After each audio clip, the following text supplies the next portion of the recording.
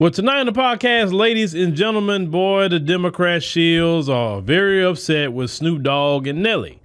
Now, why are they upset with Snoop Dogg and Nelly? Well, Snoop Dogg, Nelly, also Rick Ross, Soulja Boy, Big Draco over there.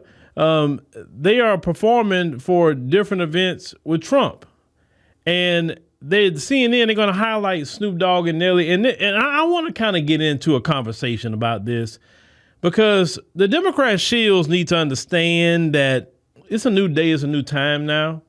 And that little conversation that y'all be trying to have to try to get black people in line with the Democrats, it's just not going to work anymore. Let's check this out. It's also a dishonor to the black community. Yeah. I mean, if you look at Donald Trump, the man who would refuse to rent to black people in the 1970s, who tried to lead a lynch mob against 5 black and brown kids in the 1980s for the Central Park case, who refused to allow black casino workers to have a prominent place in his casinos in Atlantic City in the 1990s, who spent 5.5 years lying about Barack Obama's birth certificate in the 2000s, who came into office and then attacked black people like Colin Kaepernick, who attacked Ruby Freeman and her daughter Shay Moss for simply doing their jobs as Fulton County election workers. You dishonor those people when you go and perform for this man who has done nothing but dishonor black people. And just last year, he was calling Haitian immigrants, accusing them of eating cats and dogs. This is not somebody that black people should be associated with and pretending to normalize. We should be challenging him. And it dishonors the legacy of Dr. Martin Luther King Jr., whose birthday we honor on Monday,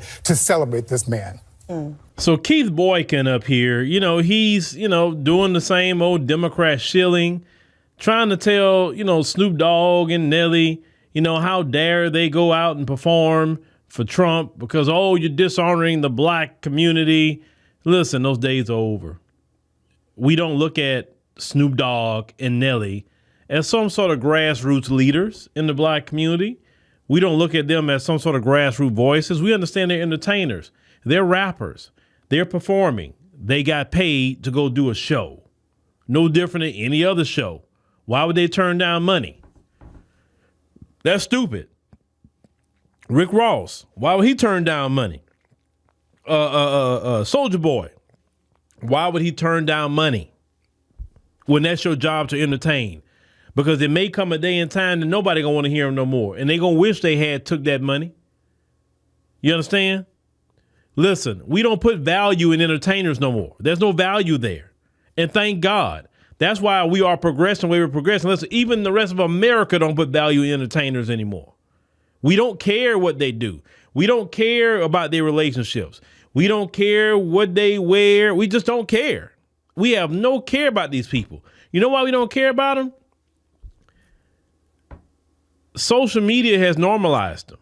See, at one point in time, let's say when I was growing up, before, they had the TikToks and all the other things like that, Instagram, whatever, you see a celebrity on TV or a magazine, or you have to go to see a show with them or whatever, and it's rare you saw them.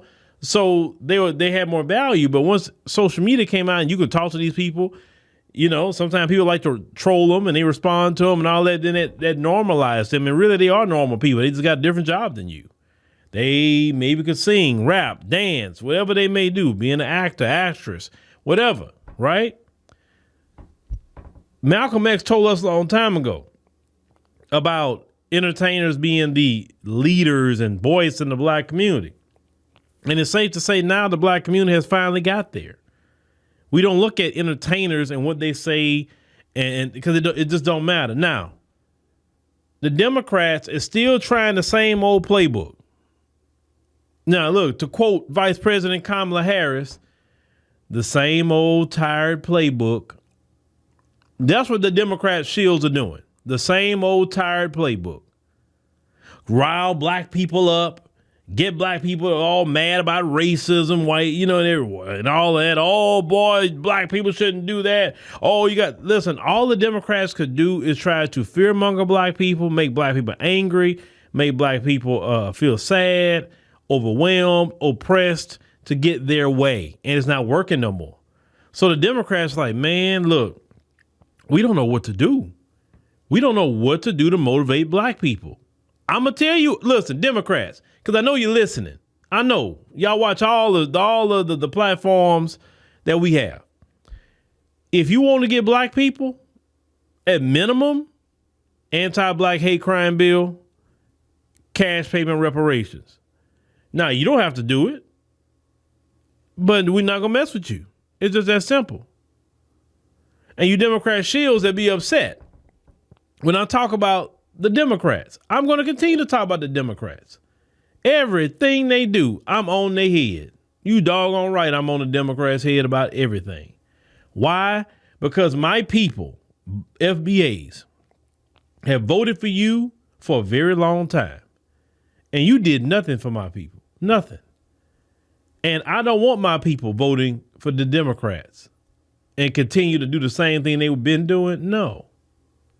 My people didn't vote for Republicans. So what can I really say about the Republicans? They didn't vote. Yeah, black people, even in this past election, more black people voted for Republicans than before. That's true. But the majority still voted, the ones who voted at least. A lot of people sat it out. So let's just keep that in perspective. But the ones that did vote, the majority still voted for Democrats. And I understand that this is a marathon, not a sprint. And since this is a marathon and not a sprint, okay, we understand that we got to just keep on staying on top of the Democrats. You got the midterms coming up next year. We got to stay on top of the Democrats. You see all these bills they trying to do that could be affecting us. We got to stay on top of it. It's just that simple. But Nelly and Snoop Dogg don't represent no black community. No, they don't. The community represent the community. And I say Nelly, Snoop Dogg, Rick Ross, whoever, go get your bag. Get your bag. It's not a problem with us. You entertaining, you doing what entertainers do. It is what it is. It's like when you're in business. Are you only going to do business with one group of people? You going to turn down money from other people? That'd be dumb. If that person not disrespecting you or doing it, and listen, like you say, like Kamala, the same old tired playbook about Donald Trump. We don't care. We don't care. We don't care about what he did in the 70s, allegedly. I don't care about that. I care about what Trump going to do in 2025. None of us can go redo the past. None of us can. The past is gone. We can learn from it, but it's gone. Only thing I'm concerned about with Trump is what's happening in 2025 and on. Not even what he did last year. I'm talking about what he's doing this year as president of the United States of America. You understand what I'm saying? So don't let these people like just play these weird games with y'all, like always talking about the past. Like, man, we live in 2025. We don't live back then. It's just that simple. So Democrats, figure out something else. You can't rile us up no more. And that's I'm so glad my people have woke up to these Democrat shills trying to get you riled up. You know why they want to get you riled up? Because they don't want to do nothing for you.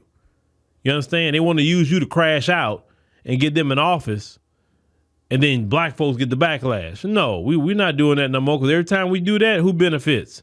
Other groups. Definitely not. If